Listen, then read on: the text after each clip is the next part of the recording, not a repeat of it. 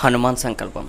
ఈ మధ్యకాలంలో నన్ను చాలా ఎక్కువ మంది అడిగిన క్వశ్చను, "అన్న మీరు హనుమాన్ సంకల్పం చేశారు కదా! మీరు అనుకున్న కోరికలు నెరవేరాయా లేదా?" అని చెప్పి. ఫస్ట్ థింగ్ ఒకటి చెప్తాను. ఇది నా మనసులో నుంచి వచ్చిన మాట. ఎప్పుడు కూడా ఏ పూజ కూడా, ఏ సంకల్పమైనా సరే, నాకిది కావాలి దేవుడా అని చెప్పి చేయకండి. ఒక పూజ చేస్తున్నాం, ఒక సంకల్పం చేస్తున్నాం అంటే దాని అర్థం ఏదో నాకు తీరని కోరిక తీర్చుకోవాలి దేవుడా ఇది నాకు ఇవ్వు అని కాదు. ఇంత పెద్ద విశ్వాన్ని నడుపుతున్న దేవుడికి నీకు ఈ టైంలో ఈ కోరిక ఉంటుంది, అది తీర్చాలి అని తెలియదు అంటావా? తీరని కోరికలు తీర్చుకోవడానికి మాత్రమే పూజ ఎప్పుడు కూడా చేయకూడదు. నేను పూజ చేసిందైతే ఆ స్వామికి దగ్గరలో ఉండడానికి మాత్రమే చేశాను. నీకు ఏ టైంలో ఏది ఎప్పుడు ఎలా ఇవ్వాలనేది దేవుడికి బాగా తెలుసు.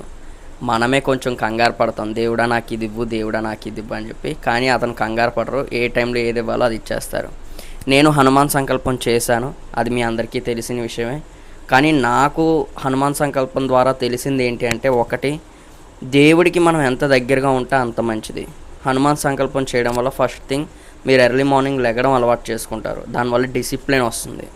దాని తర్వాత టైం మేనేజ్మెంట్ చేసుకోవడం అలవాటు అవుతుంది. ఎందుకంటే మార్నింగ్ లేచిన తర్వాత ఇంట్లో పూజ చేసుకొని మళ్ళీ బయట గుడికి కూడా వెళ్ళాలి మార్నింగ్ అని చెప్పి మీకు తలలో ఒకటి టైం టేబుల్ ఫిక్స్ చేసుకుంటారు. మీకు ఈ 11 రోజుల హనుమాన్ సంకల్పం వల్ల నా జీవితంలో వచ్చిన మార్పులు అండ్ నేను ఎలా పూజ చేశాను ఇదంతా కూడా ఒక ఫుల్ లెంత్ వీడియో చేసి యూట్యూబ్లో అప్లోడ్ చేశాను. ఇప్పుడే ఈ వీడియోకి లైక్ చేసి స్టోరీలో మనం యూట్యూబ్ ఛానల్ లింక్ పెట్టాను, వెంటనే వెళ్ళి చూసేయండి. Thank you.